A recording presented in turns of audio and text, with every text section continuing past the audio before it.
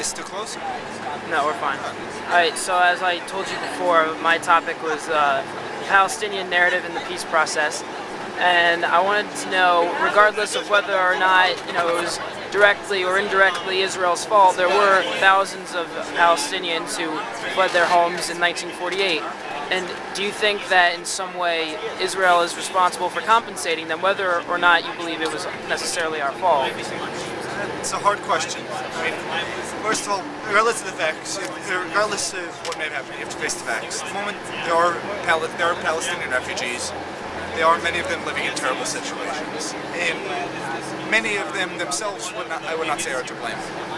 So, and a lot of areas to look at with this. So, the question, we could start with the question: so how did they become refugees? Whether they fled on their own, whether they were encouraged by their own leaders, whether they were kicked out, such. I personally don't know the history well enough, so I won't make any definitive statements there.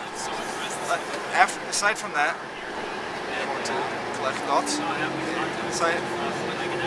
Okay. But on the other hand, I think also you have to remember at the same time there were current general figures. They say 600,000 Palestinians, 600,000 Arabs left this area in 1948. They also say 600,000 Jews were kicked out of Arab countries at the same time. Now, you also have to look at what's happened to them since then. 600,000 Jews accepted into Israel, became citizens, or anything else, and you would never know who came here by choice, who was kicked out. Well, Arabs moved to Lebanon, Syria, Jordan, Egypt, Iraq, everywhere. Outside of Lebanon, outside of Jordan, they were never given citizenship. They're kept in refugee camps to be used as propaganda, and I'd say overall that's much worse crime than than say running away or being encouraged to leave or such. Now, although again, as I said, you can't necessarily just make it simple. Say, right, you guys did worse to them than anyone else, so it's your problem. See, something will have to be done. There's the commonly brought up topic of the idea of allowing any Palestinian ones to come back into Israel. Realistic, that can't happen if Israel intends to continue as it is. You cannot have millions of Palestinians come into a country and you still intend to keep it both Jewish and democratic state. Sorry, to jump back a bit though, there is another double standard that has to be questioned, is the whole refugee issue. It says, I don't know if you guys have studied this, the United Nations definition of a refugee is the definition of a Palestinian refugee. They're different.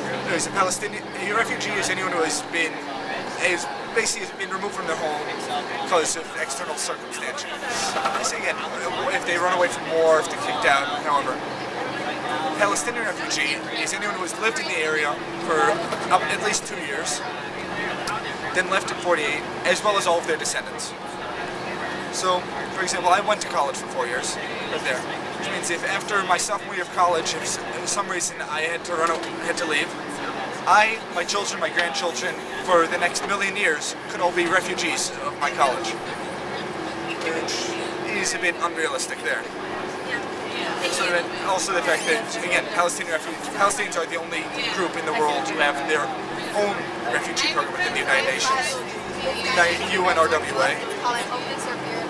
But as I was saying though, regardless of what's happened, you cannot just completely discount this. You cannot leave it alone and say it's not our problem, you guys did worse, you guys have been terrible to them.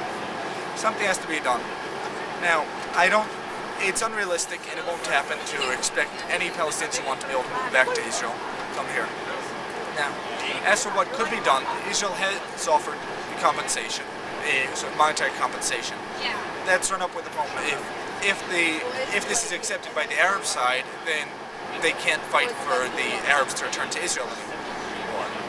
So, the way I see it, this in the end will have to be one of the later talking points in negotiations and stuff, such, because you have to clear so many issues before you can decide what to do. Now, again, I feel that if nothing else, my personal opinion is that Israel should do something. whether it is some monetary compensation, I don't know, helping to build villages wherever they may.